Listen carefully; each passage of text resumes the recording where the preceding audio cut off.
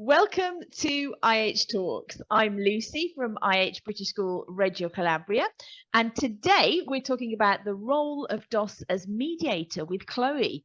Now, the general subject of this talk is the role of the DOS.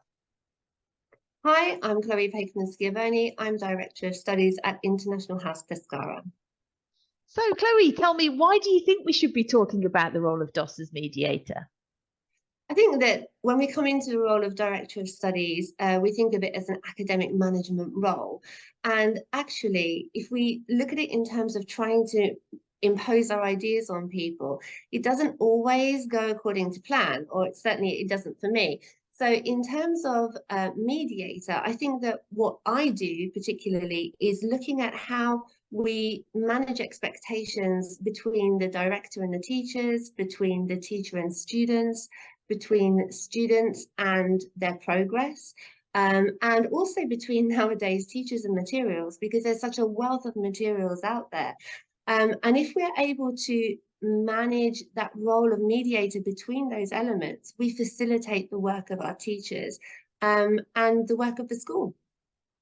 Okay. So what led you to thinking about the role of DOS as mediator? Well, I think like a lot of DOS, I was a teacher in my school before I became Director of Studies. And I have a very strong director in my school who is very involved in the academic side of running the school and also in the organizational side. And we also have a course coordinator who's full-time, and her role is in timetabling and managing teachers in terms of the classes that they need to teach, and also liaising with students. And so that left me available to manage the academic side, the material side, the information giving, and also to understand best what the students really need, because nowadays students have got so many different needs in terms of the outcomes of language courses. And teachers who are teaching full-time, they have so much pressure on them that they don't always have time to understand fully exactly what the students need. They haven't got time to do all of the research. And so I feel like I do have that time available, and I should be able to manage the understanding of the knowledge of the materials which are needed, and also where students need to go. And seeing that as a kind of an intermediary role, being able to pass that information on and filter that information out where necessary will help the teachers. So how does this work in practice? So in practice, it's about, I said just now, understanding where everybody needs to go, what materials are available, being able to evaluate the information that's there, being able to perhaps guide in terms of techniques which will support and help teachers. Then we might also spend time asking questions, both to students and to teachers. And if we're mediating between materials, also asking questions of the materials, is this really going to support the teacher, and is it going to support the student in their desired outcome? We might offer our own perspectives on something to the teacher. We might offer ideas from our experiences as teachers and obviously continued experience as teachers, but we can't impose those ideas on them. I mean, I noticed particularly during COVID that I started to work a lot more with, for example, Google Docs, and I found it really, really useful. And so I tried to pass that information on to my teachers, and what I saw was that it was not helping them, some of them. In fact, it was making their job a lot more difficult. It was stressing them out, and that's absolutely not what we want the information that we give to do. We want the information that we're passing on to help them, to make their work easier, not more difficult and more complicated.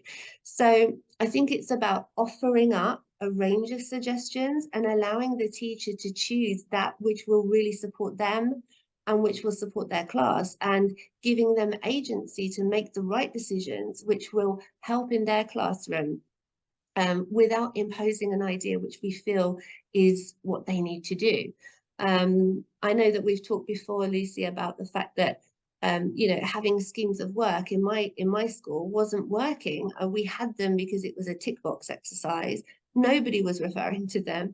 Nobody was using them. And so I looked at that policy document, and we do need to have policy documents, and we do need to have that procedures and information which support the work that we do as a school. But at the same time, it needs to be practical. And so revising those documents so that it helps teachers to identify where students need to be at the end of a course, at the end of a program, and allow them to bear in mind that these are the things they need to be successful in their course. I found that that was much more useful, and teachers are actually referring to those documents. But it gives them the power to make the right decisions. And so I feel like the DOS should be somebody who is nudging people in the right direction and supporting them, and shouldn't be a strong presence almost, but should be a supportive presence that everyone knows they're there if they need to turn to them. And of course, we're keeping an eye on everything that's going on in the school, but at the same time, it's a supporting role rather than a star role. Okay, thank you. So if I can summarize, you'd say that the DOS should be less about kind of imposing our ideas and more about kind of identifying what's useful or not for the teachers, and then supporting them in and finding materials for them and supporting them on their path, and Yeah. thereby giving them more agency. Absolutely. There's so many materials available, but it can be really counterproductive if we send out to them these like long lists of wonderful webinars which are coming up. So helping to filter out the things which we feel might be useful, and not passing them on to everybody necessarily, but to those who we feel would really benefit from it. Yes, the DOS as a filter, as a mediator, as a facilitator, and as support, as a support network. Then yes, I think that's the way that I like to work in my school. Okay, thank you so much for your time today, Chloe. And that brings to an end our IH Talk for today.